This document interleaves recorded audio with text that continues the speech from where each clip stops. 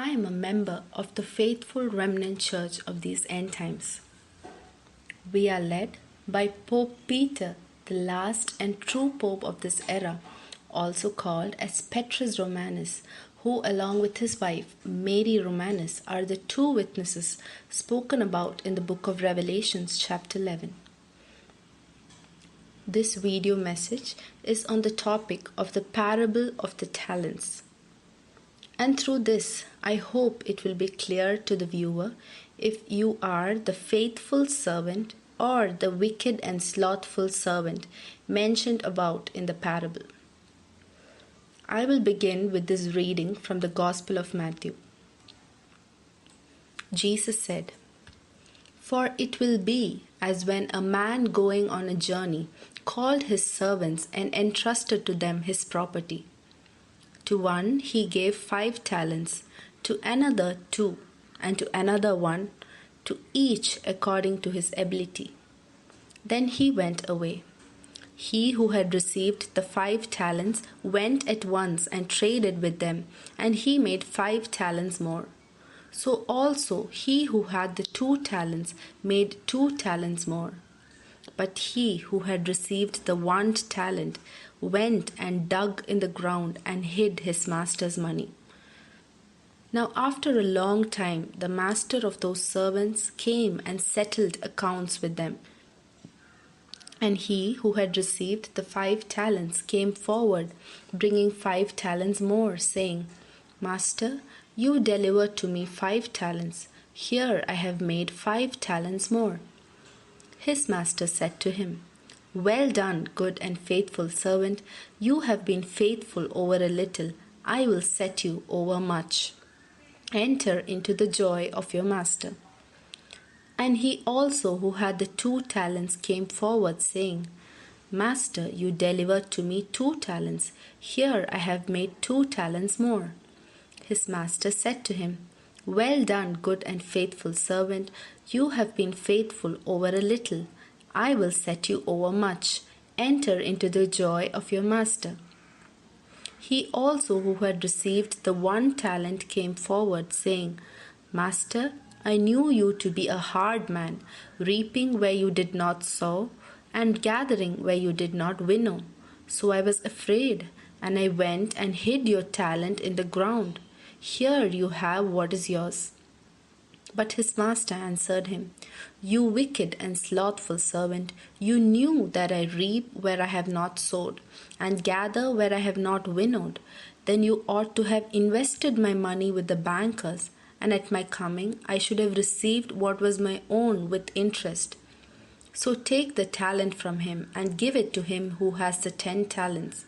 For to everyone who has will more be given, and he will have abundance. But from him who has not, even what he has will be taken away. And cast the worthless servant into the outer darkness.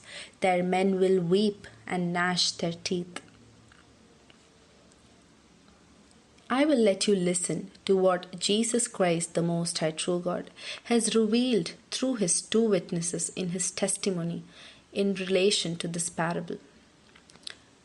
Jesus said, and I quote, 'No peace will be given to the people of this earth, my children, because the people of this earth have offended me greatly, and they continue on offending me and all of heaven, because they choose to remain in the ignorance of their sins.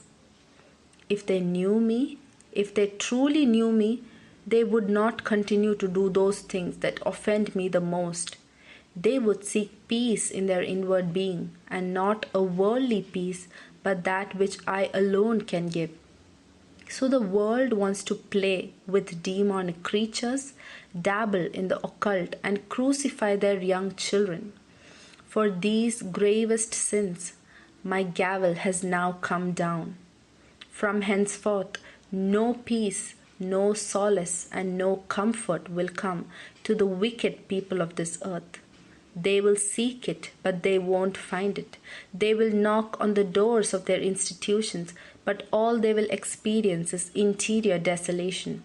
Their material comforts will make them writhe with pain, will be like a worm eating their insides, and there will be no relief for the wicked.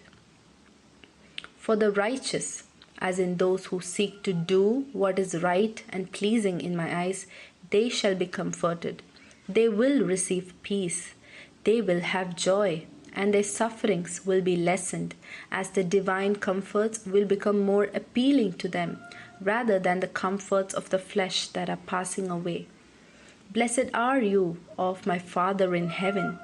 Enter into the joy of your Master, the joy that comes from being a true follower of mine. Now, is there hope for the wicked? I know some of you are asking yourself as you read my just decree. There is always hope until they die in that state, but the odds are not in their favor. Blessed holy water is what they need. But ask yourselves this question, little flock. Do the wicked desire the things of heaven? Or is the broader path the one that they have chosen and are glad to walk it? Closing statement from Jesus Christ the Lord, the Most High True God. For you, little flock, the things of heaven are what you desire, and your minds are not set on earthly things.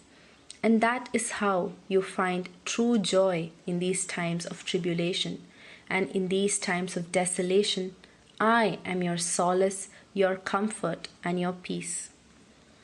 The message ends here. The question remains, do you want to be a part of the Most High True God's little flock and let your true shepherd lead you to eternal paradise? If so, then you can be a member of the faithful remnant of these end times by following the instructions given in the website www.testimonyofthetwowitnesses.com.